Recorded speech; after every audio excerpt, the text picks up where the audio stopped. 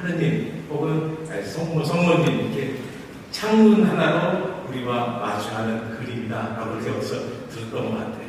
맞나요, 주님? 맞습니다. 맞나요? 아, 네. 아, 좀 맞나요? 그래요. 세상을 본 저 천국을 마주하는 천국의 창문이라고 보면은 그 연속성이 있는 것 같아요.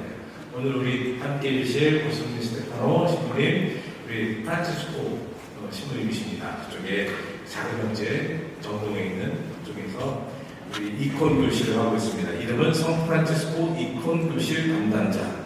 네, 이 인천 가톨릭대에서 인천 이콘을 배우셨고 그걸 통해서 이제 프란치스코에서 회관에서 제자들을 와서 양성하고 있으십니다. 주님 어렵게 초대했습니다. 그리고 저 이번이란 만나는 건 거의 처음입니다. 뭐 이래저래 알게 됐지만은 처음입니다. 기대가 많습니다. 우리 신부님께 오늘의 이 아름다운 마음, 은혜로운 마음 맡기고자 합니다. 박수, 환영의 박수.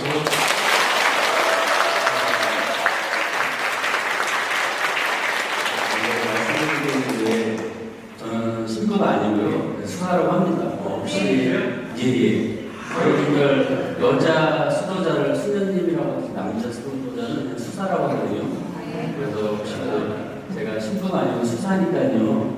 예, 헷갈리지 마시고 사실 신부님 부탁을 받았는데 사슴 특감을 한다는 게 워낙 부담스러운 게 아니더라고요. 이게 작은 것도 아니고 그냥 저희 학생들 불러서 간단하게 하는 게 아니고 어디 한 분야에 사슴 특감을 처음에 너무 고민이 됐어요. 제가 강의를 잘 못해요. 학생들한테는 저희 학생들한테 가볍게 하지만 어디 외부에서 한다는 게 굉장히 부담이 되고 하는데 많은 우리 카톨릭 신자들, 우리나라의 많은 카톨릭 신자들이 이콘 성화를 접할 기회가 많이 없어서 여러분들한테 좀 알려드리고자 왔고요. 사실은 제가 이 이콘에 관련된 강의를 하려면 최소한 1시간 반 이상이 걸리거든요. 근데 오늘은 지금 앞에 이콘에 대해서 뭔지, 우리 성화가 뭔지를 한 40-50분 말씀드려야 되고 잠깐 쉬셨다가 이따가 저 십자가에 대한 오늘의 주제인 십자가에 대해서 40분을 말씀드리면 시간이 좀 벅차거든요. 그래서 다른 얘기들을 다 그만두고 바로 들어가도록 하겠습니다. 신부님, 혹시나 1시간 반 조금에 안 쉬어도 괜찮아요? 꼭 쉬는 게 나을까요? 어떠세요? 좋아요? 그냥 한번 쭉 해볼까요? 네, 괜찮습니다. 수사입니다, 수사.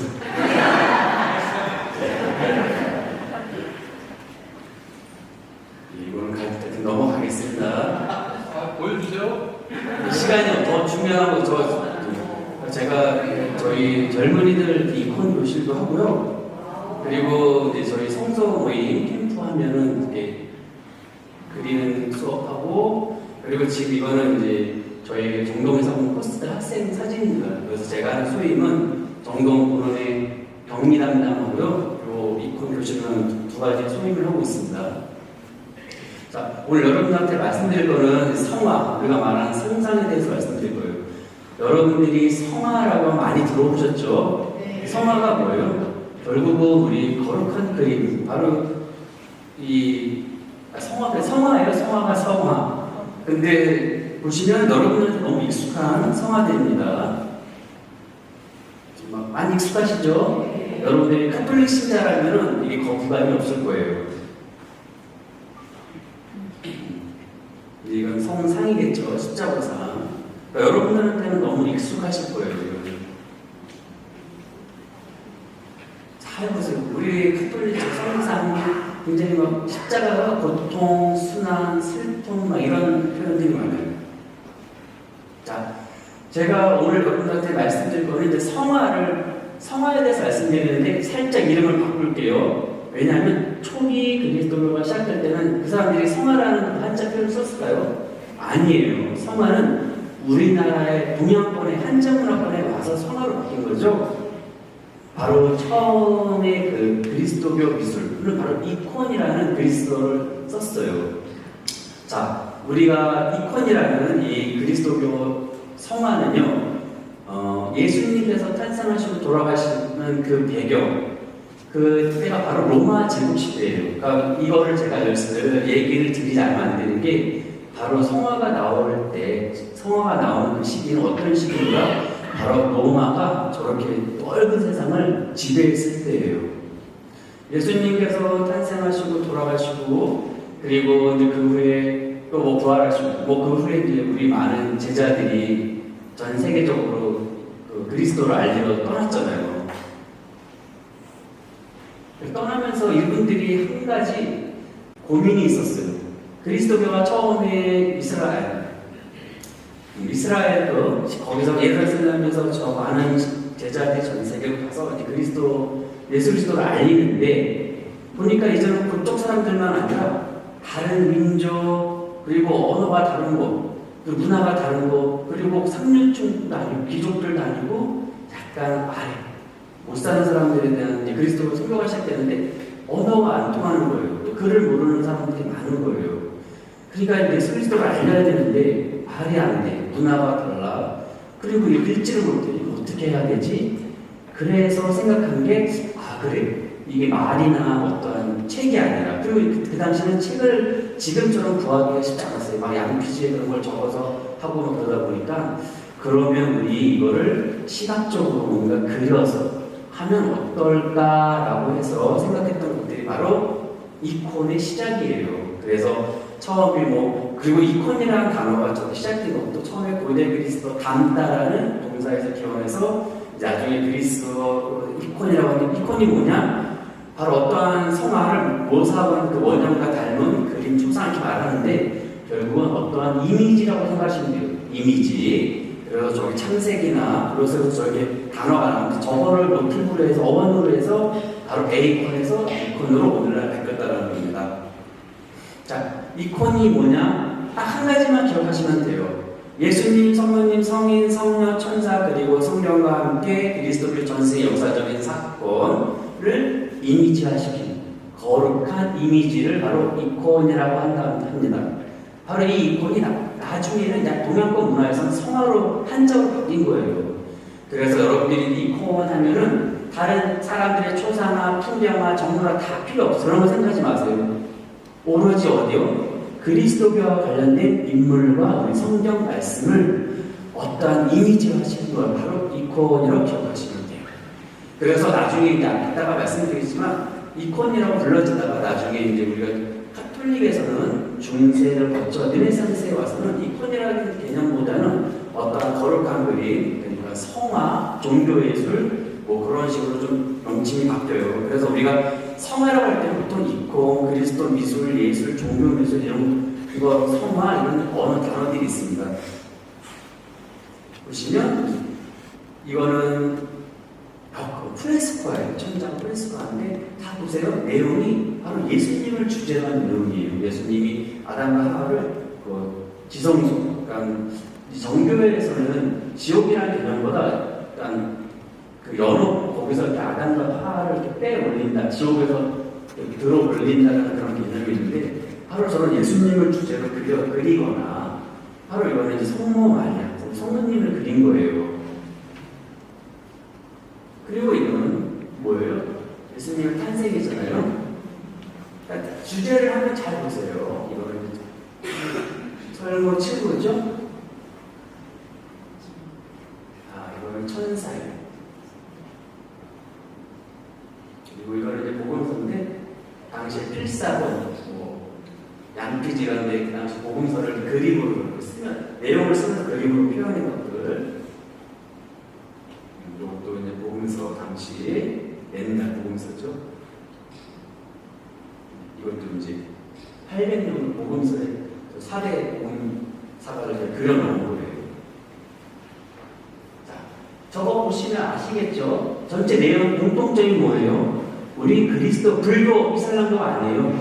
우리 그리스도교와 관련된 인물이나 성경 말씀, 또한 성경에는 없지만 어떤 그리스도교의 전승에서 전해져 내려온 것들을 어떻게 했다? 바로 이미지화 시킨 거죠. 그게 그림일 수도 있고, 어떠한 부조, 약간 튀어나온, 입체가 아니라 튀어나온 조각일 수도 있고요. 아니면 모자이크일 수도 있고, 아니면 프레스코, 벽에 그리는 그림으로 표현한 것들을 바로 이콘이라고 했다는 겁니다. 하지만 우리 그리스도교에서 걸리는 게 하나 딱 있어요. 바로 우상숭배예요. 이거는 그리스도교뿐만 아니라 유다교, 이슬람교는 더 심해요. 그리고 같은 우리 그리스도교도 우상숭배에 대해서 굉장히 엄하잖아요. 그러나 저는 우상숭배에 민감함 안에서 그럼에도 불구하고 우리 그리스도교는 아까도 말씀드렸듯이 서로 다른 이방인 민족 그리고 그를 모르는 타층민들을 위해서 우리가 그리스도교를 선교를 해야 되는데 방법이 없는 거예요. 말을 못 알아듣고 말 통하지 않으니까. 그럼에도 불구하고 그 사람들에게 그 예수 그리스도를 알리는 방법은 하나밖에 없다. 바로 이콘이에요, 이콘. 그래서 여기 보시면 아우구스토 성인도 말씀하시고 그레고리오스 교황도 우상숭배가 걱정되지만 그럼에도 불구하고 그리스도교를 알리는 데 좋은 수단은 이콘이라는 거를 생각 때문에 그 이콘에 대해서 보급을 합니다. 그런데 이콘을 무작정 그릴 수가 없잖아요. 그러니까 뭔가 글이 아닌 뭔가 이미지를 해야 되는데 뭐를 기본으로 하느냐. 보시면 어떤 너무 이렇게 형체가 있는 건 또 우상숭배 소리가 들을 수 있으니까 약간 상징적이고 조형적인 걸 하자. 또는 타종교 이미지나 저런 고대 신들 있죠? 그리스나 로마 신 그런 모습을 하자. 아니면 어떤 목동, 양, 비둘기 이런 상징적인 기호로 이미지를 하자. 아니면 그 당시 로마 제국시대 로마 황제들의 미술 또 당시 유행했던 귀족들 안에 유행했던 금 목걸이 메달 같은 거 또는 그 당시 이집트 쪽인 그리스인들의 살았는데 무덤으로 관뚜껑에다 그린 인물이 있어요. 이따 보여드릴게요. 그런 영향을 받아서 성화를 제작해요. 보시면 여러분들이 그리스도교가 처음부터 인정받은 게 아니에요. 전 세계에 그리스도교를 선교를 하는데 여러분들 커바디스 기억나세요? 네. 커바디스에서는 황제가 그리스인들을 어떻게 해요? 학대해요. 그때 그래서 그리스인들이 이런 지하에 박해를 받으니까 초창기 때 그리스도인들은 박해를 받아요. 처음부터 그리스도인들이 막 세상을 다니는 게 아니었거든요. 그러니까 이런 지하 무덤에 숨으면서 발각되면 큰일 나잖아요. 그러니까 가서 예수 그리스도의 글자를 따온 물고기라는 일은 이런 그리스도교를 상징하는 것들을 그려서 이 사람들이 그리스도인이구나 서로 알아보는 거예요. 그래서 그리스도교 미술사 안에서는 이콘, 아까 말씀드렸듯이 그리스도가 관련된 이미지의 시작을 바로 이 지하 무덤에서 발견됐던 이러한 이미지들을 얘기하고 있습니다. 그 당시 그리스도인들이 박해를 피해서 이런 지하 무덤에 숨으면서요, 거기 집도 짓고, 교회도 짓고 막 이러면서 또 그 말씀을 들으면서 그 말씀에 대한 내용을 막 거기다 그려놓었대요. 저거를 잘 보니까 그 당시 로마 사람들의 풍습 있죠. 예를 들면 젖을 먹이던 어머니 어떤 여자의 모습을 보면서 여성의 모습을 보면서 성모님을 그리거나 아니면 예수님의 또래의 나이에 수염 달린 남자를 보면서 이게 예수님 이런 모습이 아니겠느냐라고 저렇게 그려놓은 게 남아있더라는 거예요. 혹시 이태리 성지순례 같은 때 보신 적 있어요? 지하문 탁탁공부에서 보세요. 이제 성모님을 이렇게 그들이 숨으면서 성모님, 아기 예수님을 안고 있는 성모님이 저런 모습일 거야 라고 그려놓은 거예요. 그래서 그리스도 미술사 안에서 이콘의 시작은 바로 지하 무덤에 있는 바로 이런 이미지들을 얘기해요.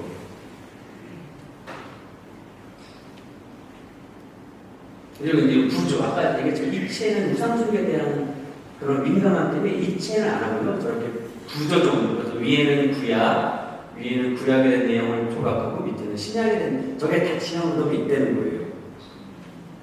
자, 로마 제국 아까 보여드렸을 이 넓은 땅 안에 예수님께서 돌아가시고 부활하시고 이제 많은 그 제자들이 이렇게 여기 주일 다 성교를 하러 떠나요. 그런데 그리스도 역사 안에서 참 중요한 일이 생겨요. 이렇게 박해를 받던 중에 콘스탄스 황제라는 분이 313년에 그리스도 너네 이제 박해 안 할게 너네 그리스도교 믿어도 돼? 라고 아주 중요한 사건이 있었어요. 그리고 나중에 380년에 와서는 테오도시 황제가 그리스도교 아예 나라의 종교를 다 못 박았어요. 그럼 어떻게 되겠어요? 그때부터 그리스도인들의 선교를 적극적으로 나서면서 그리스도인들도 늘어나고 성화가 무지무지 발전하게 돼요. 그래서 그 당시 이거는 귀족들 사이에 유행했던 근목법이 메달인데요. 그 당시에 귀족들 사이에 메달이 유행해가지고 바로 이런 예수님이나 성모님의 모습을 이렇게 그려 넣었다고 해요. 바로 그런 메달을 통해서 아까 말씀드린 이집트 파이온 지역에는 그리스인들이 많이 사는데요. 거기 사람들은 사람이 죽으면 그 관뚜껑에다가 그 죽은 사람의 모습을 이렇게 그려놓아요. 나중에 보시면 6세기 이콘에서 그게 많이 나오는데 6세기 이콘에서 이런 모습의 예수님, 이런 모습의 성모님, 천사들이 많이 그려져요. 그래서 이런 이미지들을 토대로 성화를 많이 제작했다는 걸 말씀드립니다. 굉장히 사실적이죠. 그 당시 이미 그리스, 헬레니즘이나 그리스, 로마 시대 때는 굉장히 사실적으로 굉장히 그려놓았어요. 그리고 이건 황제 예술이라고 해요. 당시에 그 로마의 황제들은 자기를 신성시했어요. 그래서 자기 황후나 황제의 모습을 그냥 일반인의 모습이 아니라 길쭉하게 늘리거나 굉장히 심판자의 모습으로 엄하게 해가지고 너네 있는 우리 황제는 다른 존재야. 우리는 신이니까 이런 그림을 그릴 때 이렇게 그려놓게 만들었어요. 바로 이런 것들을 영향을 받아서 성화들이 막 제작이 돼요. 자, 로마 제국 제가 계속 말씀드리는데 그러던 로마 제국이요. 395년이라서 나라가 너무 덩덩이가 크니까 여기저기 문제도 많고 관리가 힘들잖아요. 그래서 395년에 동쪽 로마, 서쪽 로마로 나뉘어져요. 근데 황제는 원래 로마의 수도는 이태리에 있는 로마 이쪽이었잖아요. 근데 그 황제가 수도를 일로 옮겨버려요. 동쪽으로. 오늘날 어디에요? 투르키 이스탄불로 옮겨버려요. 그래서 로마 제국은 중심을 이제는 이태리 로마에서 투르키에 있는 이스탄불 쪽으로 로마 수도가 옮겨져요.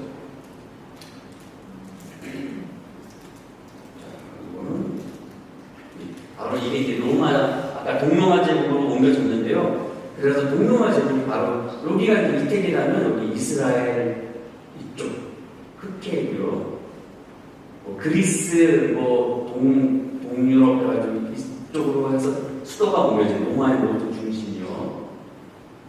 그리고 나중에는 동로마라는 이름에서 비잔티움 제국이라는 이름으로 바꿔요. 그래서 여러분들이 비잔틴 미술하고 바로 이 동로마 제국을 말하는 거예요. 이쪽의 미술, 경제 이쪽의 미술 같은 걸 말하는 거예요.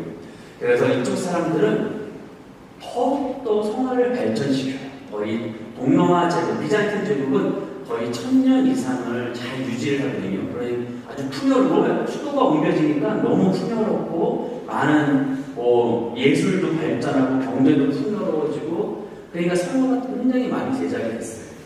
단지 이쪽 서쪽보다 동쪽은 유다, 이스라엘이나 그 이슬람들이 가깝기 때문에 특히 같은 그리스도라도 이 동쪽 그리스 문화권의 그리스도인들은 우상숭배에 대한 민감함이 훨씬 심했어요. 그래서 이쪽 동쪽에 있는 비잔틴 사람들은 그 이미지를 입체를 절대 만들지 않았어요. 저를 보시면 모자이크, 돌조각이나 금조각 이런 걸로 보석 조각을 해서 붙이는 모자이크 성모님이에요. 여기는 이제 벽에 프레스코가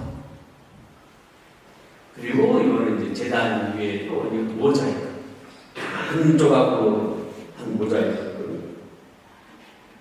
그리고 이제 이콘 많이 보셨을까요? 이 이콘 목판에다가 배치를 해서 순 금을 붙이고 그리는 이런 쪽들이 발전을 했어요. 동쪽 로마 비잔틴 제국에서는. 그리고 이거는 이제 그 6세기에 그렇게 발전된 이콘인데 잘 보시면 아까 여러분들 파이온 지역 관뚜껑의 그 이미지 기억나세요? 네. 바로 그 이미지의 영향을 받은 거예요. 그리고 아까 메달, 귀족들의 유행했던 메달 기억나세요? 네. 그 메달의 영향을 받아서 이렇게 성화를 그려요. 아까 황제 미술 기억나세요? 황제의 신성을 내가 신이라고 강조하게 들렸잖아요. 바로 그런 영향을 받아서 6세기에 이쁜게 이렇게 그려져요.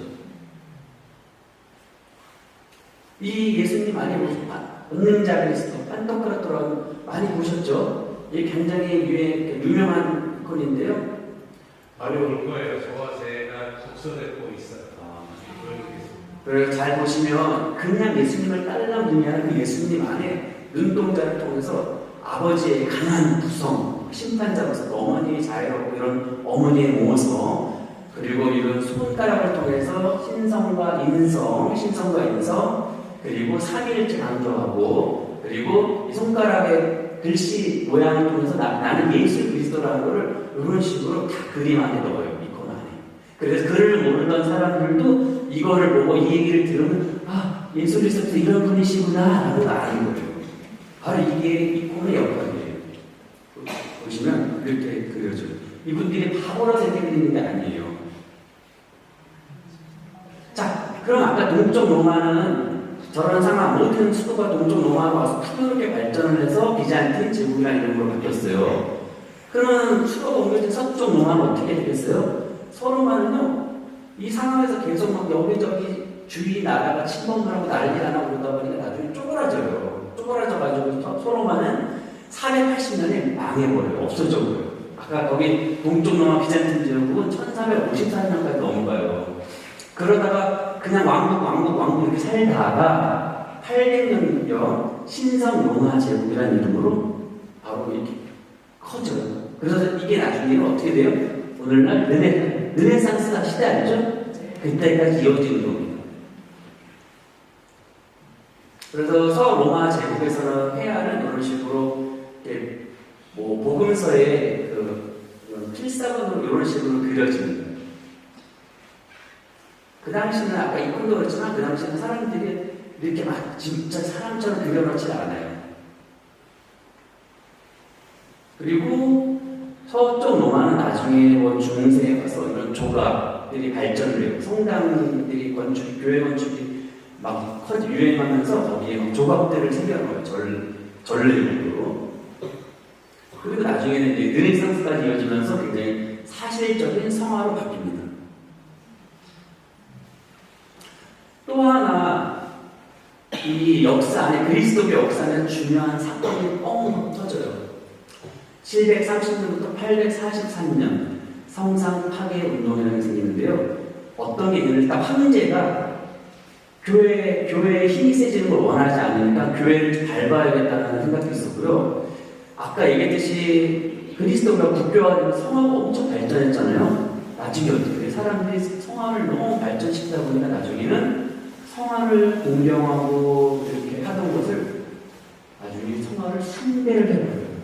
그래서 막 수도원이 교회에 돈을 바쳐서 성화를 막 제작을 하게끔 하고 막 성화를 사고 그러니까 교회가 막 부자가 되고 수도원이 막 부자가 되는 거예요. 그리고 사람들이 막 그 성화를 그냥 단순히 존경하는 게 아니라 숭배하고 막 우상으로 모시니까 그 당시 황제들이 안 되겠다, 이래서 안 되겠다 해가지고 성상을 다 불살라고요.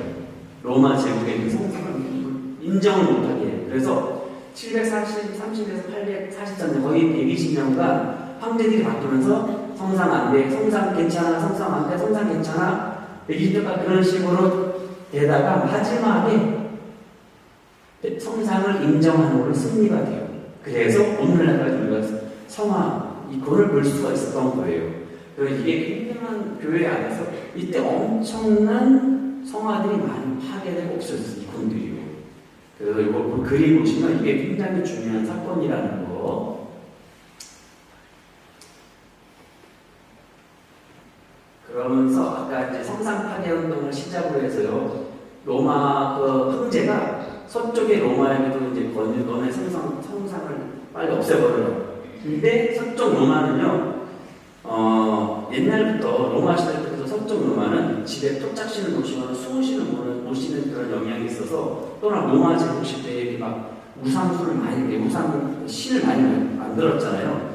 그런 것들에 대한 영향이 있고요. 또 그쪽 게르만 침범을 했을 때 게르만들한테 그리스도를 알리는데 가장 좋은 게 어떤 성상을 만드는 게 가장 효과적인 거예요. 그러니까 그거를 경험하니까 서쪽 로마의 그 교회에 있는 사람들은 우리 성상 파괴 참여 안 하겠다. 계속 서로 황제나 없애라. 우리는 안 하겠다 하다가 나중에는 서쪽 로마는 결국 떨어져요. 황제의 권한을 로하고 서쪽은 황제가 동쪽 로마 비잔틴만 신경 쓰다 보니까 서쪽 로마는 오히려 교회의 우두머리 교황님의 힘이 세져요.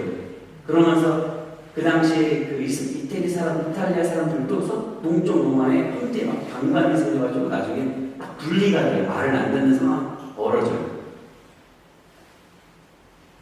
자, 그런 것들의 영향을 받아서 결국은 어떻게 되냐면요. 일단은 우리 그리스도교는 처음에 하나로 시작됐지만 크게 보면은 이쪽 라틴 문화권, 로마 카톨릭의 라틴 문화권, 이쪽 그리스어권인 동방 그리스도교와 로마 라틴어권인 서방 그리스도교로 나눠져 있어요.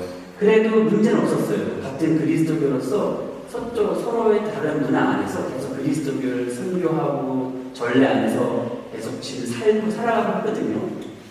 생산 파괴 운동을 겪고 황제와 갈등이 생기면서 이제는 서방 그리스도교의 카톨릭과 동방 그리스도교 정교회도 갈등이 생긴 거예요. 이것도 굉장히 중요한 사건이에요. 그래서 1554년에 분열이 났는데 이런 신학적인 해석과 보시면 같은 그리스도교인데요. 사회 언어나 신학이나 이런 그 전례나 부분 다른 게 있어요. 그러다 보니까 어떻게 돼요? 나중에는 서로 하나의 그리스도교였지만 서로 다름을 겪으니까 달라져 버려요. 그래서 서쪽 로마의 서방 그리스도교라고 해서 오늘날 여러분들이 카톨릭이 된 거고요. 동로마는 바로 비잔틴 제국이라서 동방 그리스도교, 동방교와 동방 정교회라는 이름으로 오늘날 나눠요. 그래서 여러분들이 착각하시면 안 되는 게 우리 그리스도교는 원래 하나였는데 저런 역사 안에서 1554년 서방 그리스도교, 동방 그리스도 나눠졌는데 그게 이제 카톨릭과 동방 정교회라고 생각하시면 돼요. 물론 서로 안에 내용의 전례나 신학적인 부분은 이제 분리가 되어버린 상황인데요. 그러다 보니까 아까 하나에서 시작되는 성화도 이제는 표현이 달라져요. 그럼에도 불구하고 두 그리스도교의 공통점은 그리스도교와 관련된 제가 아까 말했죠. 그래서 그리스도교와 관련된 인물이나 역사적 사실을 이미지로 그린다는 건 공통점이고요. 그리고 우리 카톨릭도 그렇고 동방정교회도 그렇고 성화 안에 어떠한 그리스도교에 관련된 상징적인 걸 넣어요. 그 상징을 통해서 신앙심을 더 다지고 신심을 다지고 또는 그분들의 우리 성인들이나 예수님 부모님에 대한 삶을 우리가 본받으려고 할 수 있는 그 교육적인 목적으로 그려지게 돼요. 그리고 우리가 성경이나 교리서나 이런 신학책 같은 신학 같은 경우는 다 문자로 되어 있는데요. 이 두 그리스도의 성화의 공통점 바로 문자가 아닌 거예요. 우리가 눈으로 보는 그 어떠한 형상, 이미지로 되었다라는 거예요. 이따가 보여드릴게요. 그리고 또 하나는 이제는 이게 차이점이에요. 처음에는 안 그랬는데요. 두 종교가 갈라지면서 어떻게 성화가 바뀌냐면요. 우리 카톨릭은요. 서방 그리스도교는 카톨릭이라고 동방 그리스도교는 정교회라고 할게요. 우리 카톨릭은요. 성화가 굉장히 사실적이고 실제적이고 르네상스에서 거의 인간 중심적으로 바뀌어요. 그러니까 신앙이 우리가 너무 멀고 우리가 감히 쳐다볼 수 없는 신이 아니라 우리와 같은 모습에 너무 함께 옆에서 함께하고 싶은 신간 그런 카톨릭이 바뀌고요. 동방 정교회는 우리가 다른 존재, 팔, 다리, 눈, 코, 입 있지만 저분들은 바로 하늘의 나라, 천국에 계신 분들이기 때문에 우리가 감히 범접할 수 없는 분들이라는 그런 신관이 생겨요. 그래서 이따가 보시면 제가 이제 그림을 설명해 드릴 거예요. 그래서 이권 아까 신부님께서 말씀하셨지만 이제부터 동방 정교회는 성화를 그린데요. 그 나무나 아니면 그 성화 안은 바로 천국의 세상, 하느님의 세상이에요. 인간들은 갈 수 없고 오로지 예수님, 성도님, 천사, 성인, 성만들만 들어갈 수 있는, 그려질 수 있는 공간으로 이제 바뀌어버린단 말이에요. 카톨릭은 그런 개념이 그 정도 아니에요. 그래서 그리스도교 상징을 교리교육과 신심을 표현하지만 동방 정교회에서는 초월적인 상징주의로 신학적인 상징을 표현해요. 그냥 단순한 상징이 아니라 그 이권 안에의 세상은 하느님 나라, 천국의 세상이기 때문에 거기에서의 상징은 굉장히 신학적이어야 되고 굉장히 용성적이어야 되는 걸 바뀌어요. 그리고 가톨릭의 성 안은 내 안에 나의 초상이 그걸 들어가요. 왜냐하면 너무나 그 성경 말씀 안에 내가 함께하고 싶어서 또는 어떤 후견인들이 함께 돈 줄 테니까 거기서 그림을 넣어줘. 이게 가능해. 그 다음에 자기가 생각하고 있는 것들을 성 안에 막 표현을 했는데요. 정교회는 그게 절대 아니에요. 정교회는 그러니까 이 정교회의 성화 그거는 바로 하나님 세상이기 때문에 그분들 외에 내가 감히 범접할 수 없고 내 감정을 넣을 수 없고 내가 들어갈 수 없는 굉장히 초월적이고 거룩하고 신비적인 공간으로 바뀌어요. 그리고 그리스도의 성교를 위해서는 성상 제작도 가능합니다. 중세에 있다가 보시면 성당 교회 건축이 커지면서 교회 건축 안에 조각 성상이 엄청 발전을 해요. 하지만 정교회는 절대 안 돼요. 그 우상 숭배가 카톨릭보다 더 강하기 때문에 정교회는 입체는 절대 안 되고 부조만 가능합니다. 그래서 이따가 동방정교회 그 이권을 보시면 굉장히 그 초월적이고 거룩하고 그걸 너무 강조하다 보니까 그 성화의 인물들이 막 길어지고 막 되게 변형되고 우리가 생각하기엔 괴물 같고 막 이상하게 그려놓아요. 그 이유가 그 사람들이 못 그려서 아니라 이분들은 바로 굉장히 초월적이고 거룩한 천국에 계시는 분이라는 걸 신학적으로 표현하기 위해서 그런 거예요. 자, 이제 제가 정교회 쪽에 말씀드릴게요. 정교회는 우리 안에 없는 저런 제대 쪽의 성상벽, 저렇게 이코노스타시스라는 성상벽이 반드시 있어요. 그래서 저기 주보성이 예수님 성모시면 항상 넣어줘야 돼요.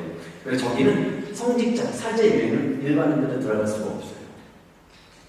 그런데 이콘이 특히 아까 말씀드렸죠? 신부님께서도 이 창문 안의 세상은 바로 천국의 세상이에요. 그래서 인간들은 감히 그려져서 표현할 수 없고 그 이름도 안 돼요. 그 정교회의 그 이콘하는 분들은 이름을 쓸 수도 없어요. 그래서 오로지 그분들, 성인, 성령, 우리 예수님, 성모님, 천사 외에는 그려질 수가 없어요.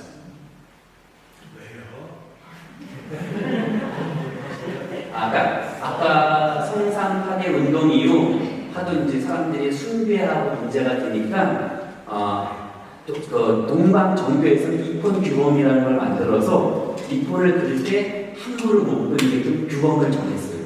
그래서 창문 안에 이런저런 상징적인 걸 넣는데 사람은 들어가면 인간은 들어갈 수 없고 초월적인 그분들만 표현되어져야 된다. 그렇게 된 거예요.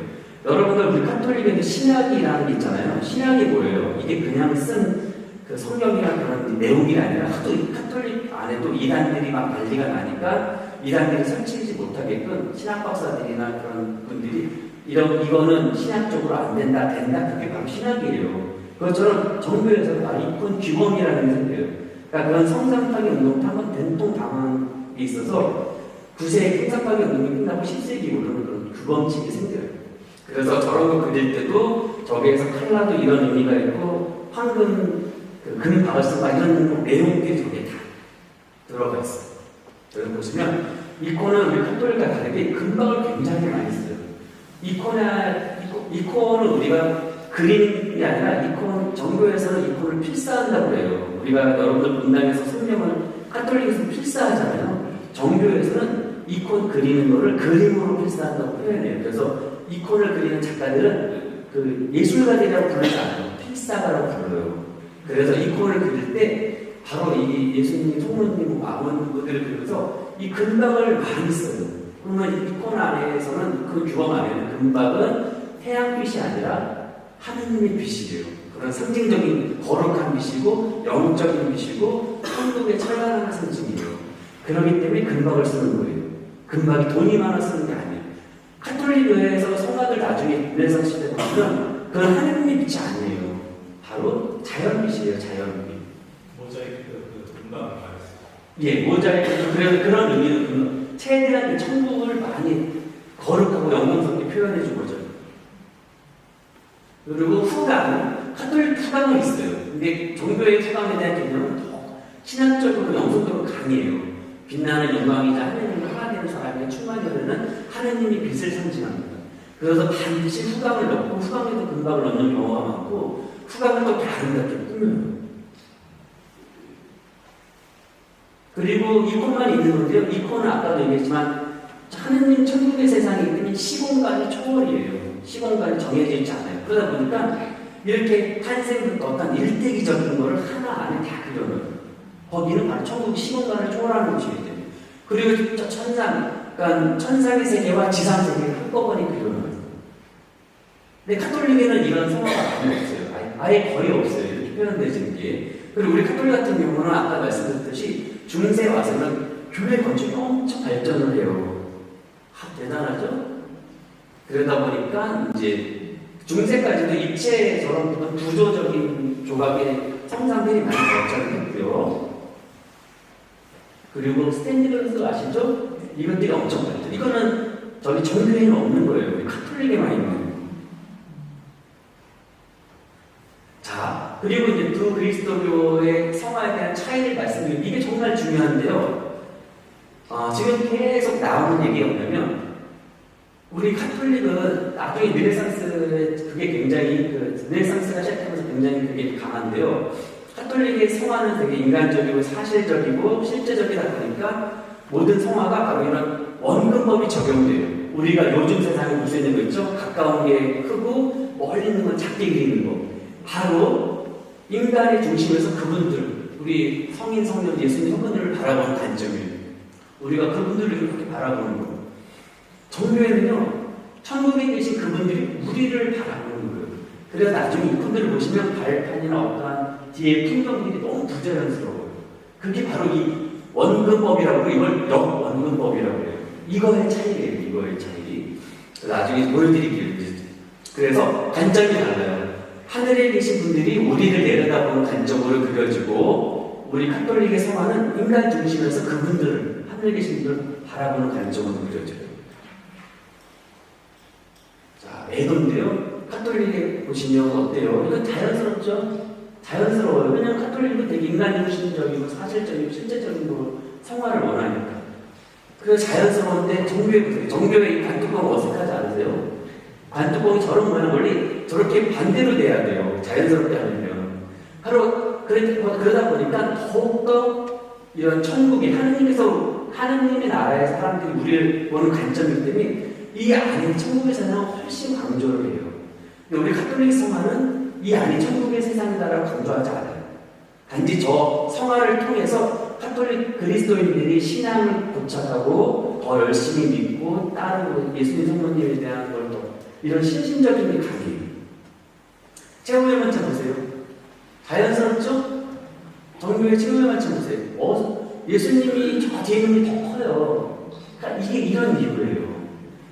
초월적이고 하느님 나라를 강조하기 위해서 우리와는 다른 존재의 분들.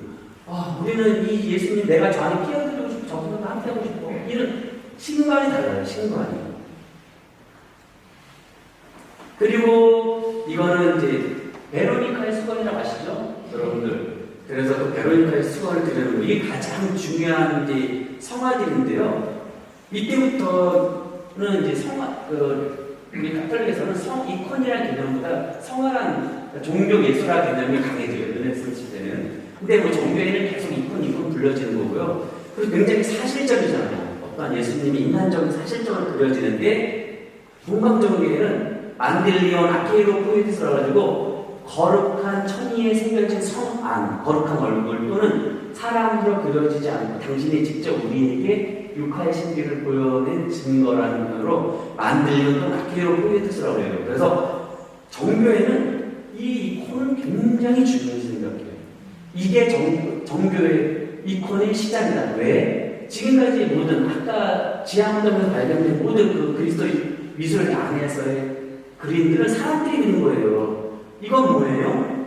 그 천의에 당신이 찍어주신 거예요. 물론 정교회는 베로니카 수건이 아니에요. 정교회는 어떤 왕이 나병에 걸렸는데 예수님이 기적을 보신다니까 신하에게 저 예수님이 찾아가서 우리 집 나아달라고 했더니 예수님께서 신하에게 어떤 천에다가 당신 얼굴을 찍어서 왕에게 전달해라. 니네 왕이 믿음이 대단하거나 전해줬더니 그게 나병이 났다라는 동방정교의 전승이 있어요. 그래서 동방정교에서는 이 이분이 가장 중요해요. 당신께서 직접 우리에게 그를 찍어주신 그리고 이제 카톨릭에서는 베로니카의 성녀 아시죠? 그건 얘기 안 해도 그래서 베로니카 성녀도 베로라는 참이란 뜻하고 니카 이콘 참 얼굴이라는 의미로 베로니카 성녀가 된 거예요. 그래 보시면 같은 예수님이에요. 근데 되게 사실적이죠. 우리 흔히 보는 거. 그러니까 우리는 이제 우리의 저 성화를 보면서 예수님 함께하고 싶어, 예수님의 그 삶과 예수님 우리를 항상 사랑하시고 그런 생각하지만 정교회 사람들은 이 푸른색은 인성을 상징해요. 정교회에서는 붉은색은 신성을 상징해요. 그래서 하느님께서 우리 인간의 모습을 취하셨다고 해서 원래는 신성이신 그 하느님께서 인간의 모습, 인성을 상징하는 푸른색의 모습 겉으로 얼려져요. 그런 것들이 신학적으로 다 있어요. 정교회. 그러니까 서로 달라요. 그래서 이렇게 표현되어지는 거예요. 그리고 성모님은 정교에서 반대예요. 원래 인간이셨던 분이 한 천상에 올라가셨잖아요. 천상이 뭐가 되셨어요. 그래서 인성을 상징하는 푸른색이 속에 입혀져요. 그리고 겉에 신성을 상징하는 붉은색이 입혀져요. 하지만 카톨릭에는 그런 의미가 없어요. 그냥 이 여기 안에 그림을 통해서 바로 여기 이제 붉은색, 흰색 장미가 있는데요. 흰색 장미는 뭐 순결을 상징하고 붉은색 장미는 어떠한 순환에 대한 그 고통, 그런 피 그런 것들을 상징하면서 그걸 통해서 그 우리가 신심 있잖아요. 성모님에 대한 성모님의 어떤 마음이셨는지 그런 걸 배우는 교훈적인 게 강하고 이코는 아예 여기는 신학을 들여버려요. 그리고 이제 이건 예수님 십자가 예수님인데 이것도 보시면 인물이 길어요. 인물들이 성인들의 예수님도 그렇지만 성인들도 길어요. 천국에 계신 분들이니까 길게 늘어놓는 거예요. 우리와 다른 존재, 거룩한 존재. 카톨릭은 이거는 이제 제단화라고 하는데 이콘의 영향을 많이 받은 우리 르네상스 제단화인데요. 뭐 그냥 인간적인 모습을 그렸어요. 저걸 보면서 예수님께서 저런 모습으로 십자가를 고생을 하셨구나 그런 교훈적 신앙적으로 느끼는 거예요. 그리고 이제 모티체의 동방박사 참배우 그 경배우 이거는 예수님의 탄생인데 이것도 보면은 뭐 결혼 안 한 처녀가 아기를 낳다니 요셉이 막 이걸 어떻게 받아들여요 그런 장면. 그리고 살롬의 산파 그려지고 한 공간에 여러 가지가 그려진 정교회는 그런 식으로 시공간을 초월해버려요. 왜냐하면 무슨 세상? 어느 나라? 천국의 세상입니다. 카톨릭은 여기 천국의 세상 그런 게 없어요. 이걸 보면서 예수님 탄생 저렇겠구나 나도 저 안에 예수님 탄생 나도 했으면 그러니까 어떻게 해요? 이 보티첼리라는 사람이 자기 얼굴을 떡 넣어버렸어요. 나 거기 들어가고 싶으니까. 그러니까 굉장히 인간 중심적이죠. 그리고 이거는 굉장히 초월적이고 막 그렇잖아요. 그리고 이제 주님이 거룩한 병문이에요. 그래서 모세하고 엘리야의 병문까지 그려지고, 베드로, 요한, 야고보가 자연스럽게 그려져요. 자연스럽게. 기본적으로 굉장히 우리 인간과 똑같은 모습으로 그려져요. 근데 이거는 달라요. 이거는 뭔가 길쭉하게 그려지고, 그리고 천상의 세상, 지상의 세상이 분리를 시켜요. 신학적으로. 그 예수 그리스도의 부활도 뭐 기본적으로 사실적으로 인간적으로 실제적으로 그려진다라는 거하고 예수 그리스도 여러분은 보시면 뭐 틀어져 있죠. 아니 형체들이 그리고 되게 이체가 뭐 원근법이 여건근법이다 보니까 되게 부자연스러워요. 역시 천국이기 때문에 하나님 세상이기 때문에. 그리고 정교에서는 부활하신 예수님의 부활을 아무도 본 적이 없기 때문에 저렇게 부활한 그림을 그려놓지 않아요. 이거는 부활하시는 모습이 아니에요. 이미 부활하셔가지고 연옥에서 그 아담과 하와를 끄집어내는 장면을 그린 거고 우리 카톨릭에서는 부활하신 예수님을 그려 넣은 거예요. 보시면 이제 성인 성녀들이에요. 성 프란치스코 성녀 불가라인데 이 갈색은 은수자 또는 수도자를 상징을 해요.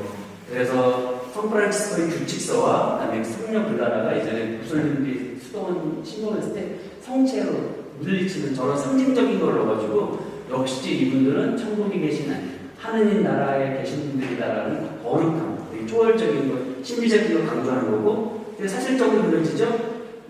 여기서도 하지만 이런 교리나 교훈적인 걸 나오기 때문에 뭐 정결이나 순종을 상징하는 백화, 그리고 글라라 성의 아까 무슬림을 불리친 성체, 그런 상징적인 것, 그다음에 이제 죽음에서 늘 고민하던 트랜스퍼드의 이런 상징적인 걸 넣어서 이런 성인 성략이었지, 나도 저런 분들의 발자취를 따라야지, 막 이렇게 교육적으로 느끼게끔 그리는 거예요.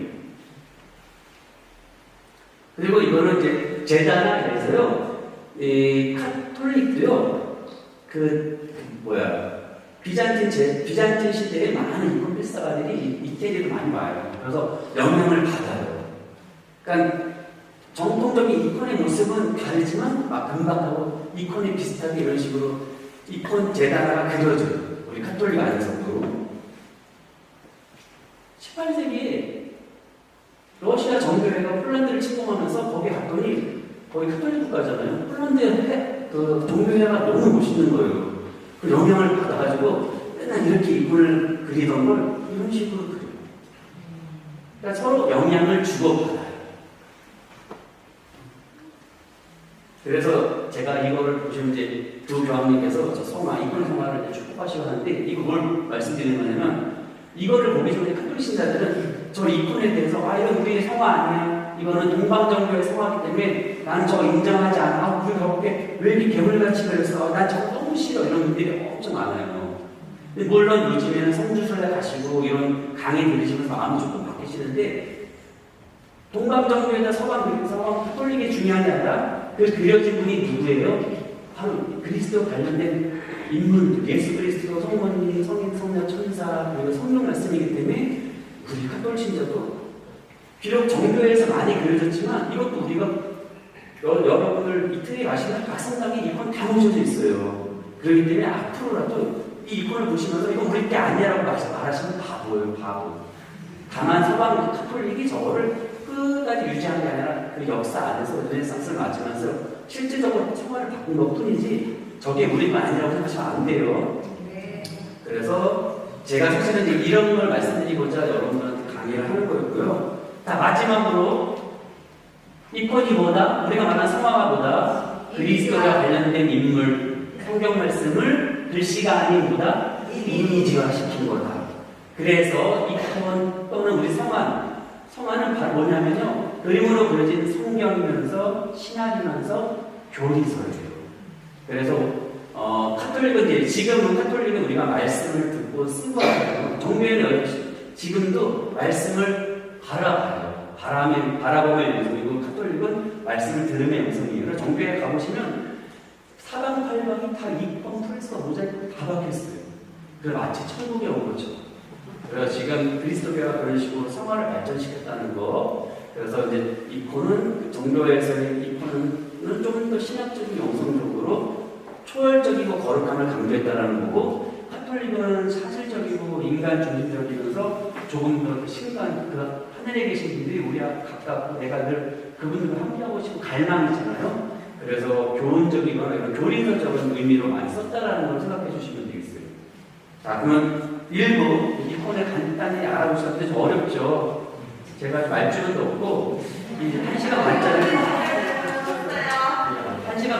빨리 막 4-50분 안에 하려야 되니까 저기 막 서두르고 막 그래서 일단은 여기까지 보여드리고 잠깐 쉬었다가 이걸 토대로 다미아노 십자가라는 새로운 여러분들이 잘 모르시는 십자가, 아시는 분들 계시겠지만 그냥 그렇게 알겠습니다. 자, 그러면 여러분들이 들었어요. 제가 이제 그리고 나서 보여드릴 거는요. 제가 이콘을 대해서 얘기해 주세요. 그러면 1시간만 동안 더 아까보다 서두르지 않고 더 보여드릴 수 있었는데요. 이제 이콘을 보여드리는 동시에 올해 희년과 함께 우리 사선원에 대한 그 성화를 가지고 강의를 어떻게 해야 되나 그런 고민을 했거든요. 그래서 뭘 보여드려야 했는데요. 성 다미아노의 십자가가 있어요. 여러분이 지금까지 보신 거는 이런 성화, 카톨릭에서 보시면 이런 피 흘리고 가시가 쓰고 예수님은 돌아가시고 다들 울고 불고 순환하시고 성님 그런 아드님이 죽음을 보고 엉엉 울고 슬퍼 거의 수면에서 맨날 40년을 성급하잖아요. 그러면 다들 석단처럼 하면 물고 해요. 전 사실 이해가 안 됐거든요. 저렇게. 그러니까 내가 믿음이 없구나. 저는 그 정도 생각했었어요. 그러니까 그냥 슬픔 이런 거만 생각하는데 보세요. 우리 카톨릭에 또 사실 옆구리 찔린 고통, 슬픔, 아픔 막 이런 이미지로 많이 바뀌고 이거는 십자가 이콘은 처음부터는 안 나오고 10세기에 이콘이 만들어졌는데요. 종교의 이콘도요. 예수님 모습이 다들 이렇게 슬프고 막 그런 모습들이 그 옆에 요한하고 성모님과 울고 이런 모습들 그런데 성 담양하는 십자가라고 있어요. 이태리에 지금 이게 성 글라라 성당이 모셔져 있는데요.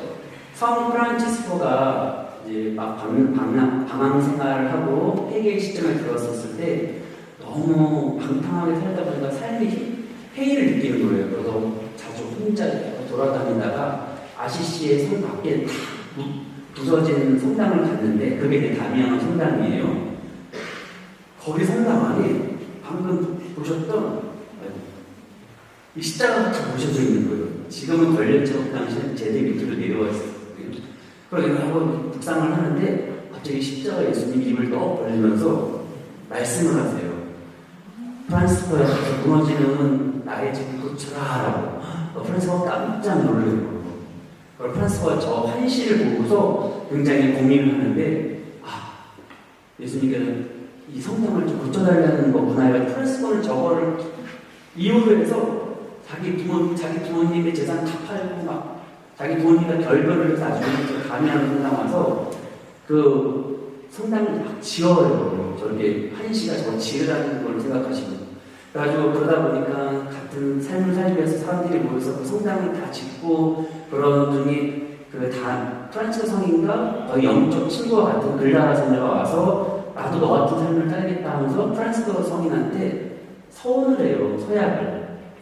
그래가지고 나중에는 이제 프란시스코는 어디 한 군데 있는 수도의 그 삶이 아니라 돌아다니는 순례자의 삶이니까 이제 글라라 성녀가 거기에 같이 함께 살고 또 많은 자매들이 글라라 성녀처럼 그 작은 자매들처럼 살려고 수녀들이 되려고 모이다 보니까 그 다미안 성당을 그들에게 줘요. 그리고 프란시스코는 떠나죠. 바로 이제 이걸 다 지은 거예요. 프란시스코 성인이 다 지은 거. 이건 이태리 성 밖에 있어요. 그리고 나중에는 프란스코하고 형제들은 떠나고 거기에 글라라 수녀 자매들에게 저걸 살게끔 해줘요. 그래서 지금 다미안 십자가 저기 위에 있는데요. 저게 원래 밑에 있었어요. 밑에 다 짓거나서 위에 올리는데 그 예전에는 옛날 다미안 성당이고요. 그런데 이 십자가가 진짜가 아니고요. 이거 가짜예요. 가짜. 왜 가짜냐? 나중에 그 글라라 수녀들이 많아지잖아요. 글라라 성녀하고 자매들이 많아지면서 거기는 성 밖이었단 말이에요. 보호를 못 받아요. 그래가지고 이 글라라 성녀가 돌아가시고서 이 글라라 그 수녀 자매들에게 성당이 보온돼요. 성 안쪽으로. 그래서 보시면 1254년 돌아가시고서 그 후에 글라라 성당, 성녀 글라라 성당이 지어져요. 그러면서 성 다미안 성당에서 글라라 자매들이 1960년에 이사를 가요. 그러면서 진짜 다미안 십자가를 가지고서 자기네 수녀원으로 가요. 그리고 거기는 이제 지금 거기 다미안에 모셔둔 가짜예요. 보시면 그 글라라 성당, 성녀 글라라 성당 가시면 지하에 성녀 유해가 모셔져 있고요. 바로 그 성당 오른쪽에 경당처럼 작은 성당이 있는데 거기에 공중에 매달려 있어요. 이게 진짜 다미안 십자가예요. 여기다 사진을 찍게요.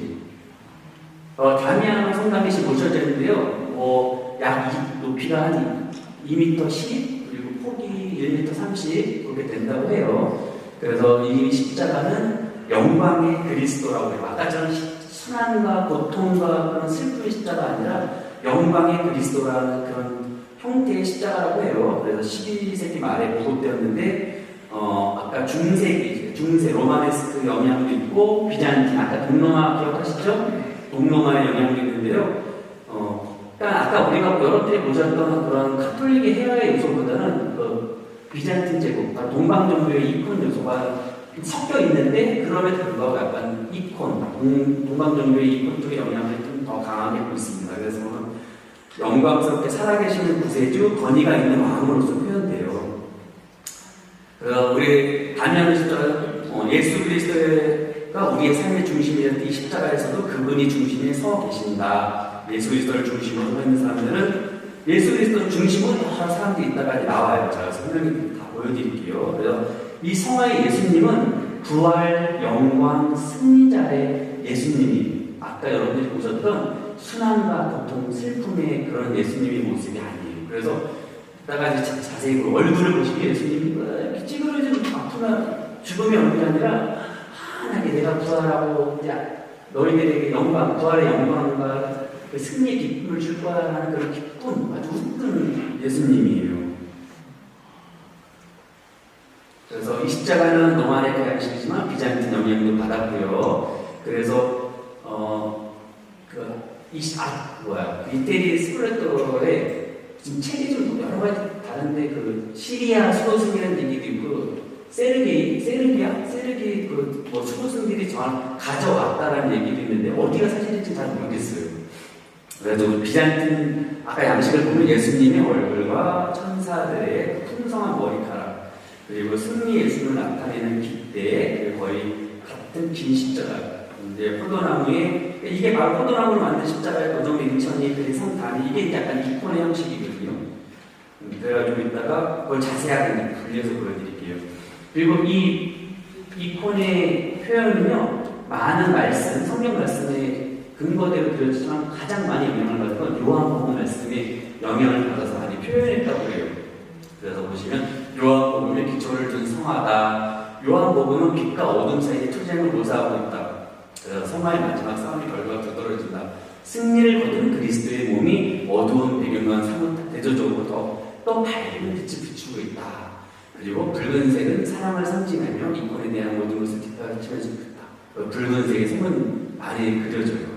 그래서 승리, 부활, 영광 이런 의미들이 강해요. 그래서 먼저 예수님의 가운데를 보시면 십자가의 예수님의 몸은 성화 전체를 환하게 압도한다. 이는 하나님께로부터 받은 그리스도의 권능을 나타낸대요. 그래서 예수님의 형상은 고통과 죽음에 따르는 뒤틀린 흔적이 없는 아까 여러분 보신 것과 다르게 곱게 서 있는 모습. 그래서 이 모습은 프란시스코 이후 13세기 초기부터 시작된 순환의 그리스도의 상을 형상화하는 전형이 되었다. 유연하게 펼쳐진 발은 온전한 모험과 하나님과 사람들 앞에서 온전히 받아들여지는 모습이고요. 자유와 사랑이 채워져 있는 순간입니다. 그래서 예수님의 몸이 땅에서 하늘로 가볍게 튀어오면서 마치 춤을 추는 듯한 그런 암시가 있대요. 확실히 다른 거 느끼세요? 아까 여러분이 보신 그 고통과 그 가시가 쓰신 예수님의 모습과 눈을 뜨고 계셔요. 예, 고통이 아니라 그러니까 저기 부활의 영광의 기쁨의 표시의 눈이에요. 보세요. 살짝 미소가 지었죠. 그리고 이제 후각인데요. 이 영광의 후각은 그리스도의 고통의 신비를 덮어 가리지 않고 오히려 영광 속의 그 의미와 성질을 밝게 드러냅니다. 예수님은 이미 영광을 받으신 분으로 나타나시고요. 따라서 예수님 주위에 있는 사람들도 기쁨의 상태입니다. 우리는 이 후광의 빛 안에 전체 이구를 이루어야 합니다. 이 후광은 죽음을 뛰어넘는 생명의 승리를 선포하고 있습니다. 가시관이었잖아요. 저건 후광이 아주 밝게 빛나고 있어요. 예수님은 이렇게 속옷이라고 될까요? 이런 그 당시 사제들이 입는 건데 금사로 장식한 아마포옷을 입고 있는데 이는 제2에 사용했던 것이래요. 출애굽기에도 나오는데 대사제가 희생제물을 드리고 모든 백성을 위해 지존하신 분의 자비를 청하러 제단에 나아갔던 전통의 에봇이래요. 사제들이 입는 에봇을 입혀보셨어요. 아까 그 십자가는 다 찢어진 뭐라고 빤스도 아니고 뭐라고 그러죠? 그런 거잖아요. 완전 표현 자체가 달라요. 그래서 여기 보시면 마테오 12장 4절에서도 예수님도 다윗의 사제로 활동하였다는 것을 인정하셨다. 예수님은 다윗과 비슷한 허리에 둘을 간단한 에봇을 입고 계신다. 그래서 여기에서 사제로 생동하시다는 것이 표현했다는 게 나옵니다. 그리고 예수님의 이마와 배예요. 그러니까 아쉽게도 이게 오래되다 보니까 표현이 잘 안 보이는데 여기에서는 왼쪽, 예수님 왼쪽을 여기에 사람의 얼굴이 그려져 있어요. 그리고 여기에는 귀를 기어서 보시면 예수님 가슴 아래에 중앙에 사람의 머리인 걸 어렴풋이 식별할 수도 있는데, 그러니까 거기 가면 좀 가까이 보면 보이나 봐요. 근데 이게 멀리 떨어져 있으니까 보이고 있으면 왜 예수님의 왼편을 향해 있다. 그건 예수께서 아버지께서 내 안에 계시고 내가 아버지 안에 있는 것과 같이라고 말씀하듯이 성부를 상징합니다. 성부께서 내 안에 계십니다. 그리고 그 밑에 보시면 둥그런 보리 모양 있잖아요. 거기에는 왼쪽을 향하고 또 한 사람이 보이는데요. 원하는 인물은 영원한 분, 즉 나자른 예수의 앞서 존재했던 말씀이신 성자라고 얘기를 해요. 근데 지금 잘 안 보이시고요. 여러분들이 오래돼서 벗겨진 것도 있고, 그리고 마지막으로 이마에 보시면 이거는 날개를 차가나듯이 한 마리 비둘기가 표현되는데요. 바로 성령이라고 해요. 그래서 이 예수님의 이마와 이 몸 안에 삼위일체를 다 표현하고 있는 거예요. 그려 가지고 있는, 모시고 있는 거를 표현하는 거예요. 그리고 이거는 이 콘을 주의깊게 보시면 예수님의 얼굴과 후광과 목까지 얇은 천에 가려진 듯한, 예수님의 후광과 얼굴, 목까지 뭔가 이렇게 천에 가려진 듯한 것처럼 되어 있는데요. 주님의 영광이 구름의 장막으로 뒤덮여 있는 것처럼, 그리고 또 예수의 영광은 그분의 이성에 의해 가려져 있다. 예수님이 병모 때 장막이 말끔히 걷어치워진다. 그분의 모습이 그들 앞에서 변하여 얼굴은 해야같이 빛나고 옷은 빛과같이 누구셨다는 이런 말씀을 바로 이 콘 안에 표현하는 거예요. 자, 예수님의 얼굴과 눈 볼까요? 또렷하게 뜨고 계신 예수님의 눈은 아주 또렷하죠. 십자가 이런 예수님 눈 그렇게 뜬 눈이 거의 없어요.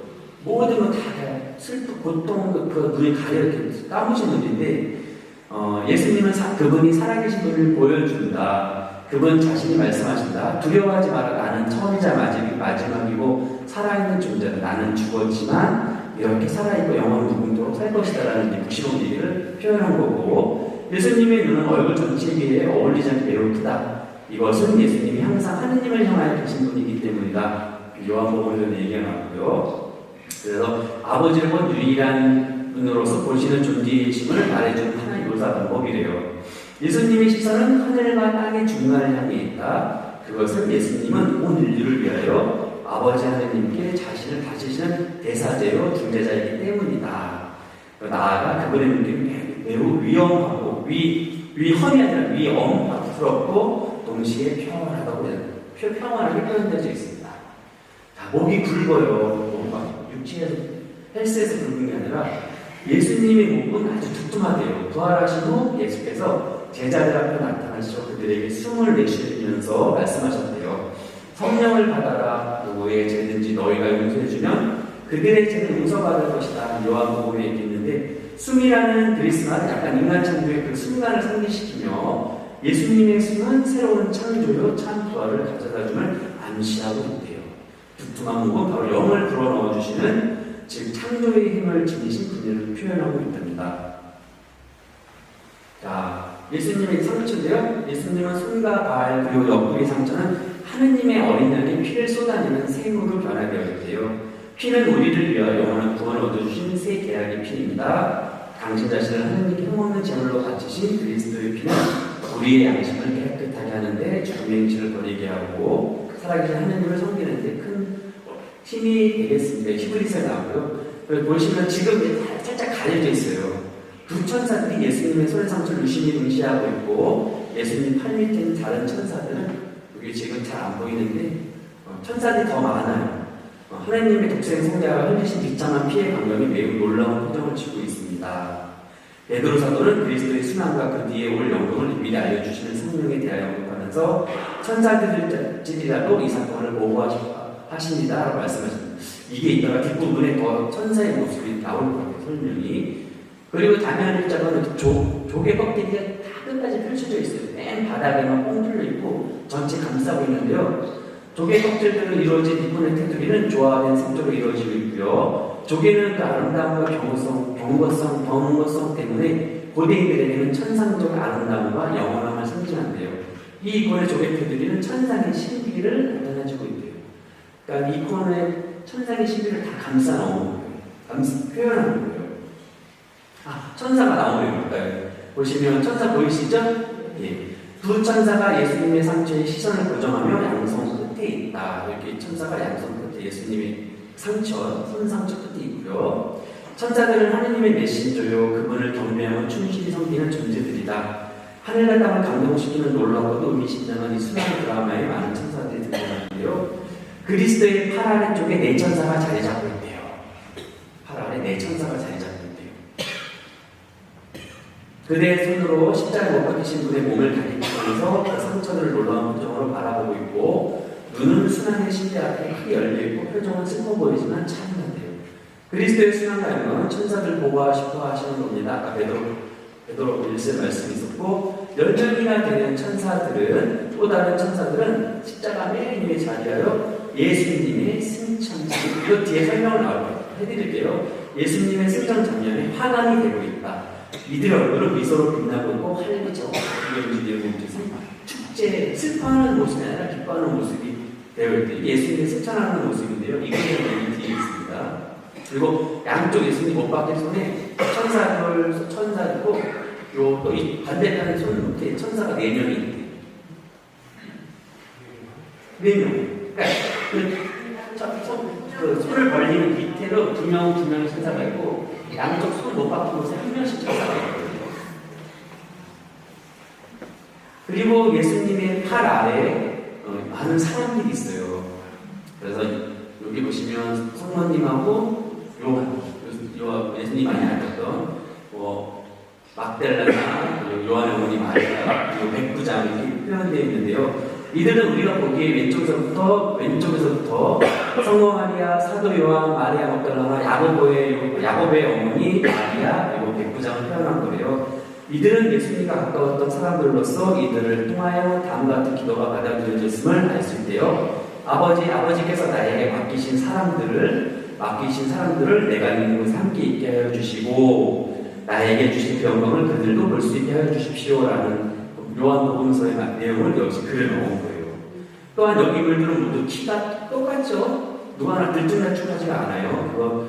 각 사람의 개인적인 거룩함이 중요한 게 아니라 오로지 예수 그리스도가 전부이고 예수 그리스도가 가장 뛰어난 분을 강조하기 위해서 사람들끼리 똑같이 맞춰놨어요. 누구 하나 뛰어나지 않다라는 의미고, 끝으로 똑같은 커다란 눈과 작은 입, 그리고 달걀의 얼굴을 모습을 하고 있고요. 서로 많이 닮아있다고 해요.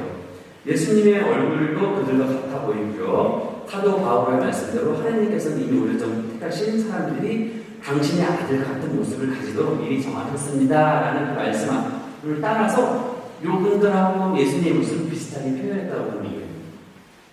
근데 얼굴이 잘 안 보이죠? 자, 그럼 성모 마리아 볼게요. 오페리 금으로 단장한 왕은 당신 오른편에 서 있나이다. 그러니까 예수님 입장에서는 오른편이잖아요. 10편에 나와 있고, 그래서 말씀처럼 성모 마리아는 예수님의 가장 가까운 오른편에 서 계신데요. 동방에서는 오른쪽이 바로 영의 자리를 뜻한대요. 요한을 바라보고 있는 마리아의 얼굴은 충만한 부드러움이 빛나고 있고요. 성모 마리아는 어머니 당신의 아들을 보십시오라는 말씀과 예수님의 말씀에 비교해주신다는 마리아는 요한 안에서 예수님을 보시고 예수님의 제자들에게 살아계신 그리스도의 신비를 강조합니다. 마리아는 왼손으로 얼굴을 가져가며 요한 안에서 살아계신 예수님의 신비를 감탄을 금치 못하고 계십니다. 성모님과 마리아 막달라나 이런 손동작은 이따가 보시면 막달라나는 이렇게 손동작을 하고 있어요. 자신의 얼굴을 가리지 않도록 얼굴 윤곽이 바깥에 그려질게요. 마리아와 예수님은 이권에서 유일하게 미소 짓는 계시는 두 분이시다. 보시면 성모님 잘 보시면 살짝 미소가 져 있어요. 예수님도 이렇게 웃는 게 아니라 살짝요. 두 분은 이렇게 웃고 계시고요. 한편은 마리아의 오른손은 예수님을 가리킨대요. 예수님을 가리키고 이 동작은 대화 상대인 요한을 가리킬 뿐 아니라 예수가 그들 두 생명을 충만하게 하신 분이라는 것도 뜻합니다. 마리아의 얼굴이 아름답게 보이는 것, 그는 곧 예수님의 얼굴을 그대로 반영한 것입니다.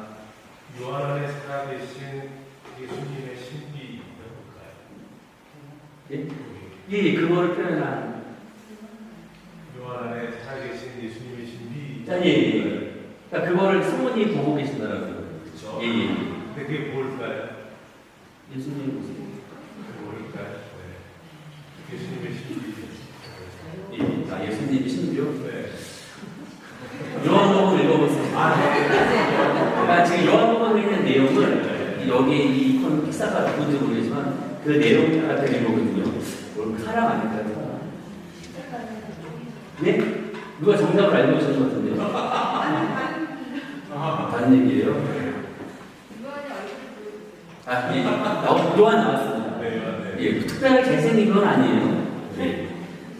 요한은 최후의 만찬에서처럼 예수님의 가장 가까운 곳에 있다. 그는 실로 물과 피가 샘솟는 사랑의 옆구리. 바로 예수님이 그 사랑, 찔린 상처 옆구리 거기에 박혔어요. 얼마나 사랑을 받았으면 그 상처 옆에 달렸을까요? 예수님과 성모님 사이 사랑의 핵심 부분에 자리 잡고 있대요.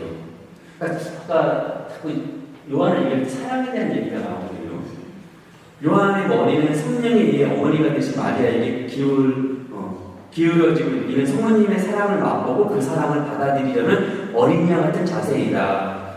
최후의 만찬에 나오지 않나요? 요한이 예수님한테 이렇게 이는 성모님의 사랑을 맛보고 그 사랑을 받아들이려는 어린 양 같은 자세이다.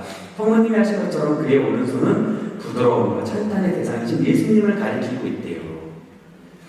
요한의 긴 옷은 영원한 지혜에 대한 사랑을 상징하는 장밋빛인데요.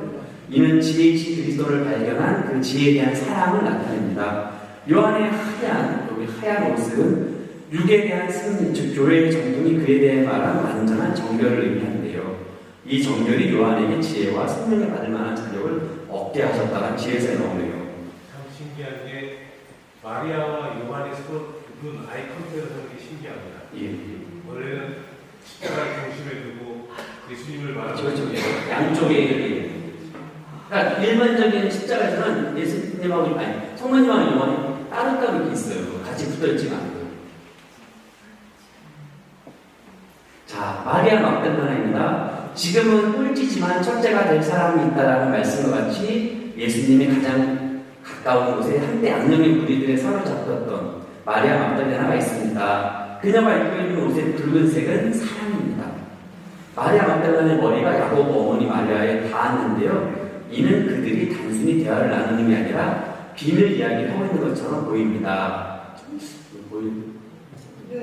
보이시나요? 예, 살짝 보이셔요. 어떤 여자분하고 얘기를 하고 있죠. 마리아 막달라나 왼손에 입을 대고 있는 듯한 표정을 보면 예수님의 어머니 마리아처럼 역시 비슷하게 경탄과 논란의 상태에 있다는 것을 짐작할 수 있습니다. 이럴 때 경탄하는 까닭은 그녀가 동료에게 뭘 얘기를 하냐면 속세했을 때 설매개를 한 여자야. 그런데 예수님의 사랑을 받아서 지금 예수님이 가까이 있는 나를 좀 봐봐요. 너무 대단하지 않나요? 예수님의 사랑이 너무 대단하지 않으시나요? 라고 말하고 있다고 합니다. 정말요? 믿어야지 어떻게 하겠어요? 네. 자, 야고보의 어머니 마리아가 그려졌는데 이 여인은 예수님의 사촌 야고보의 어머니이다. 그녀는 십자가의 발치에 성령님과 함께 했던 사람으로 언급되어 있대요. 이 여인은 사도들과 함께 지냈으며 성령의 세례를 준비하면서 기도에 전념하였던 여인들 가운데 하나임이 분명합니다.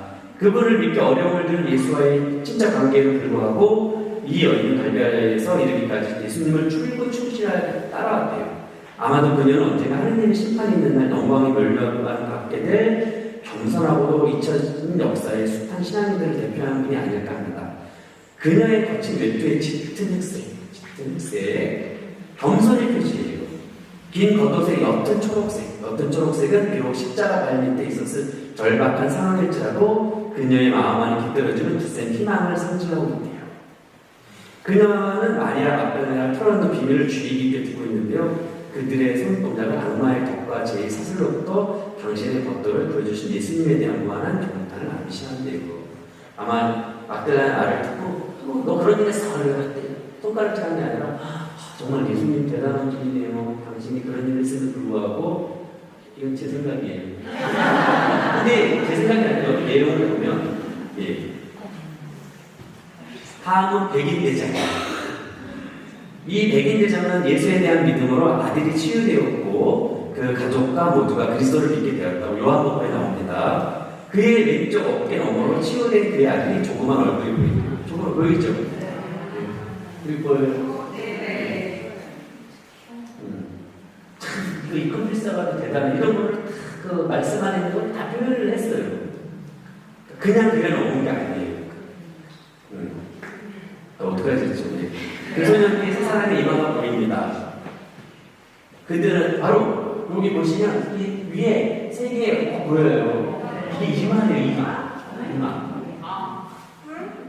소년 뒤에 세 사람의 이마가 보입니다. 그들은 신앙의 인물된 백인 대장의 가족으로 보입니다.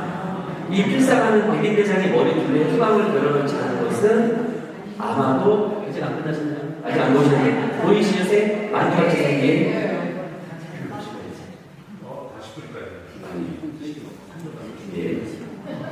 백인 대장은 아들의 얼굴을 그 위치에 그려놓기 위한 공간을 마련하기 위해서였을 거래요. 그래서 신앙을 넣지 않았을 거라고 해요.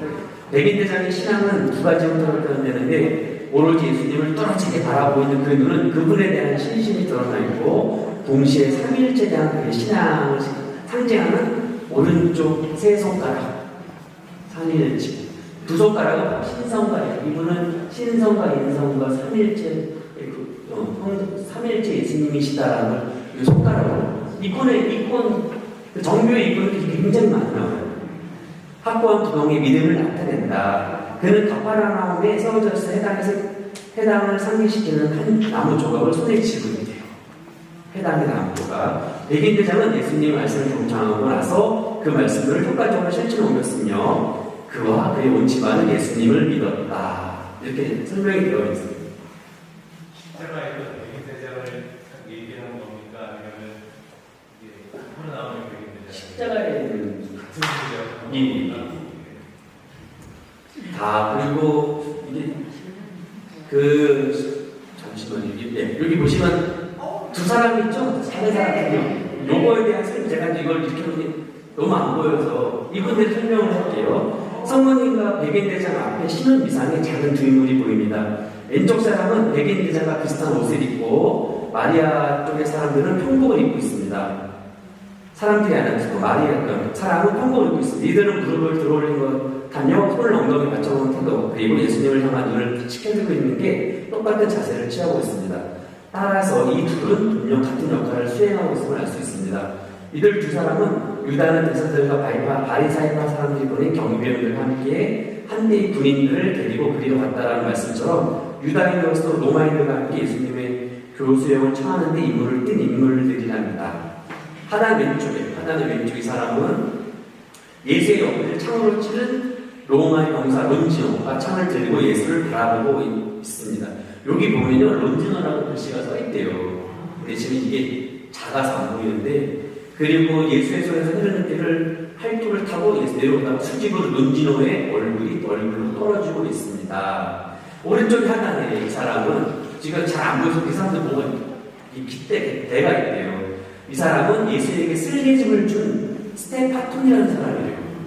그의 자세를 보면 뭔가를 들고 있는 모습인데 왼쪽에 론지노가 창을 들고 있는 것 같은 방법으로 아마도 스펀지를 껴왔던 막대기를 들고 있는 것으로 해석됩니다. 그들은 예수님을 반대하여 매질을 하고 십자가 못 박여 죽었지만 그것이 오히려 예수님이 하느님의 영광에 들어올리는 계기가 되었다고 합니다. 이 사람들이에요. 별로 이 말씀 안에서 그게 중요하지 않아요. 각 사람이 친구처럼 작게 그리는. 그리고 이걸 보셔야 돼요. 바로 여기에 수탉같이 생긴 게 있어요. 요 자리에. 지금 이게 너무 작아서 안 보이는데 바로 저 자리에 수탉이 그려져 있어요. 그런 식으로. 예수님 왼쪽 다리 가까이에 수탉 한 마리가 있다. 이는 성베드로의 배반을 상대해주는 닭이 아니래요. 베드로의 배반이 닭이 아니라 이제와 영원히 세상에 떠오르는 참 빛이시오 태양이신 예수 그리스도와 부활을 상징한대요. 그래가지고 보시면 너희 너희의 착한 행실을 보고 하늘에 계신 아버지를 찬양하여라 뭐 이런 말씀이 있는데요. 또한 초기 그리스도교의 그 미술에서는 이게 닭이 아니라 공작이 아닐 거냐, 불멸을 상징하는 공작이 아닐 거냐라는 얘기도 있어요. 부활과 불멸을 상징하는 공작을 그려놓는다는 얘기도 있는데요. 사실은 이제 뭐 워낙 오래된 어떤 게 사실인지는 잘 그리고 이권의 밑바닥에 사람이 이렇게 두 개 그려져 있잖아요. 이것도 여러 가지 설이 있어요. 이권의 밑바닥은 돌반석으로 구성된 것처럼 보입니다. 그리스도라는 건물의 기초 또는 성 베드로와 그 후계자의 권위를 상징합니다. 테두리 밑바닥 돌에 꺾이고 쭉 둘렀는데 요 맨 밑바닥에서 뻥 뚫려 있어요. 열려져 있는 부분에 열심한 신앙을 여기는 네 사람이 보이는데요. 지금 두 명밖에 안 보이죠? 뭔가 지워진 듯한. 두 명은 쉽게 씻겨지고 나머지는 윗부분만 볼 수 있습니다.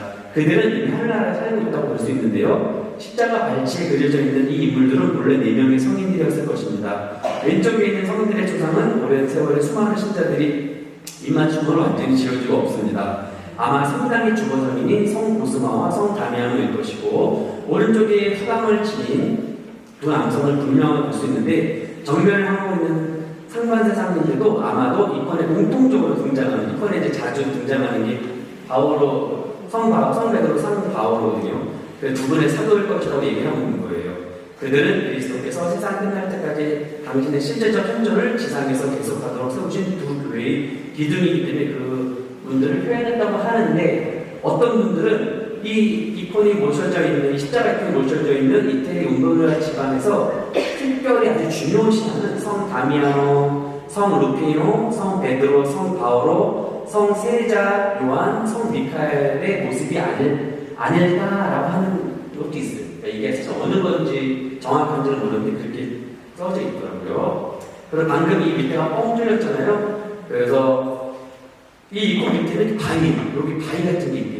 바위처럼 표현이 되어 있어요. 뻥 뚫려서 이렇게. 그래가지고 이 바위는 혹시 교황의 권위를 나타내고 있는 것이 아닐까. 예수님께서 말씀하셨다. 너는 베드로이다.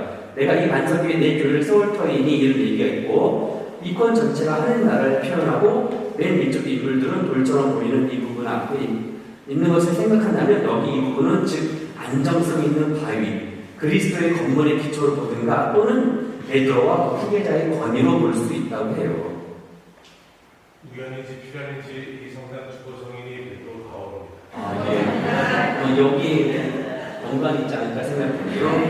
그리고 그 십자가 위에 보시면 이렇게 이름이 써 있어요. 예수님의 영광의 후광에 있는 글씨가 눈에 띄는데요. IHS라는 글자는 히라고 대문자에 예수라는 단어의 처음 세 글자로 알려져 있대요. 그러므로 글씨 전체의 뜻은 예수 나자렛 사람 유다인들의 왕 그 의미. 그 이해는 아시죠? 우리 카톨릭에서도 그렇게 써있다고 할 수 있습니다. 그리고 아까 말씀드렸죠? 이권의 위치에 위치하는 원형은 또 다른 신비 영역인데요. 바로 거기 예수를 소개하는데 오른쪽 다리를 올리는 동작은 그분이 승천을 말하고 있대요. 나는 내 아버지며 너희 아버지 곧 내 하느님이며 너희 하느님이신 분께 올라간다. 그 요한 말씀을 표현하고 있대요. 그분의 금빛 옷 색깔은 그분의 승리와 왕권을 이야기해주고 있고요. 또한 그분의 어깨에 풀려있는 붉은색 영태는 그분의 주권의 표시입니다. 십자가는 황금색이며 정의의 지팡이요 왕권의 홀로 받아였다. 성 바오로가 말한 대로 우리는 예수님의 십자가 위에서 심판을 받는다. 우리는 십자가 매달린 그리스도를 선포합니다. 그리스도가 십자가에 달렸다는 것은 유다인들에게는 비에 거슬리고 이방인들에게는 어리석게 보입니다. 그분이 곧 하느님의 힘이며 하느님의 지혜이십니다. 라고 이렇게 써 있습니다. 예수님 얼굴을 주의 깊게 바라보면 만면에 가득 찬 미소를 발견하게 됩니다. 보이세요? 미소가? 예수님의 얼굴, 그리고 그분은 또 십자를 노래하는 것처럼 즐거움의 기름으로 도료되셨습니다. 결국 그분의 시련을 끝나고 이제 승리자가 되었습니다. 그분을 맞아들인 천사들도 그들의 주님처럼 황금색과 붉은색의 옷들을 입고 있습니다. 아버지께로부터 파견되어 이 세상에 오시는 아들을 목격할 때 이 천사들이 이제 아들이 아버지께로 돌아오는 동안 승리의 축제를 벌이고 있습니다. 그게 지금 요한 말씀에 써있는 부분을 다 표현을 한 거예요. 바로 승천하시는 예수님의 모습. 이런 시작 없어요. 예수님의 죽음과 고통받는 외에는. 마지막에 이제 이권의 맨 위에 보면은 이건 우리 카톨릭 성화, 르네상스 성화에서도 이렇게 나와요. 하느님을 표현할 수 없잖아요, 우리가. 그 손가락으로 이렇게. 이권의 맨 위쪽에 반원 안에 축복하는 모습에 하나의 오른손이 보인다. 이는 아버지의 오른손이다. 아버지의 축복은 다른 것이 아니라 예수의 죽음으로 말미암아 얻어진 성령의 선물 그 자체이다. 이에 대해 예수께서 말씀하신다. 내가 떠나는 것이 아니라 내가 떠나는 것이 너희에게 더 유익하다. 내가 떠나가지 않으면 그 위로자가 너희에게 오시지 않을 것이다.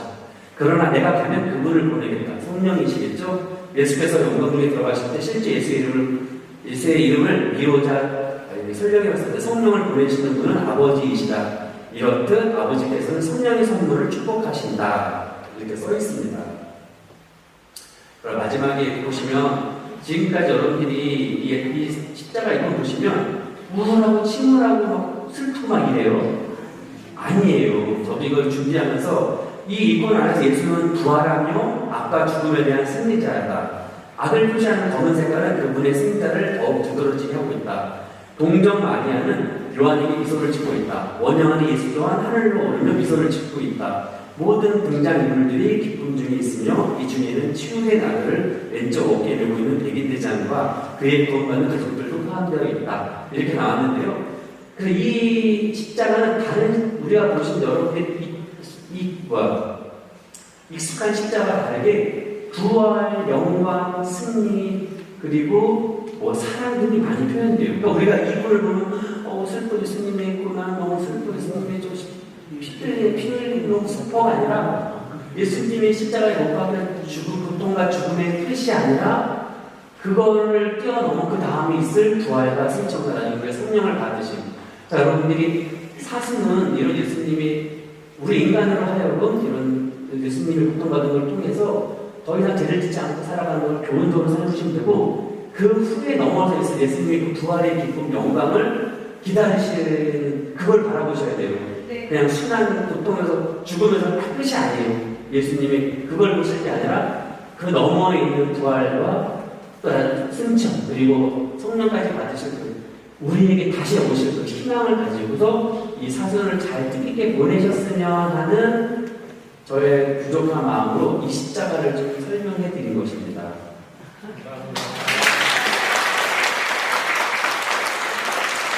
마지막 말씀인데요. 프란시스코 성인이 이 십자가 모셔져 있는 그 다호물하던 성당에 갈 때만 드리는 기도가 있어요. 지극히 높으시고 영광스러운 하느님이시여 내 마음의 어둠을 밝혀주소서. 주여 당신의 거룩하고 진실한 뜻을 실행하도록 올바른 신앙과 확고한 희망과 완전한 사랑을 주시며 지각과 이식을 주소서. 아멘.